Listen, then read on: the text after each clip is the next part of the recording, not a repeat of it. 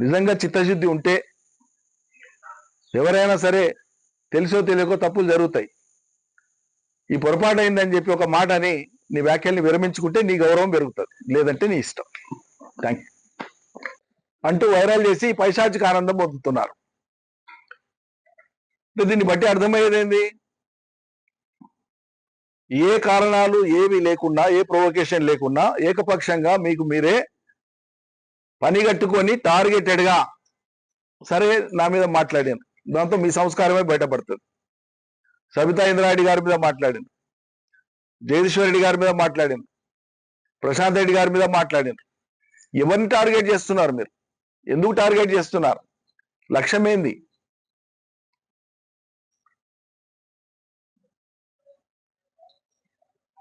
ఎవరు ఆడిపిస్తున్నారు ఈ నాటకం? ఎవరి ప్రయోజనాల కోసం మాట్లాడుతున్నారు మీరు? నిరాధారమైనటువంటి ఆరోపణలు, అభాండాలు అట్లా వేయవచ్చునా? రాజకీయ ప్రత్యర్థులు, అపరిపక్వత ఉన్నవాళ్ళు, అసూయ ద్వేషాలు ఉన్నటువంటి వాళ్ళు పనిగట్టుకొని చేసినటువంటి ప్రచారం, దాన్ని మీరు లంఘించుకొని మాట్లాడితే మీ విఘ్నత ఏమైనట్లు? మీ చదువేమైనట్లు? ఓ కేసీఆర్ కూతురుగా కొంత సంస్కారం ఎక్స్పెక్ట్ చేస్తారు కదా ప్రజలు మీ నుంచి. ఇదేనా? కాంగ్రెస్ విధవలు మాట్లాడితే అదే మాట నువ్వు మాట్లాడితేవమ్మా, సిగ్గనిపించాలి కదా మాట్లాడడానికి. స్థలం ఏందో తెలియదు.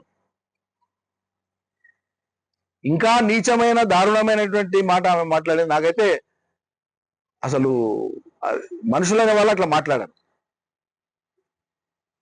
నేను ఎంఆర్ఓ ఆఫీస్ కాల్పించిన అని మాట్లాడేది. ఏమన్నా అర్థం పర్థం ఉందా?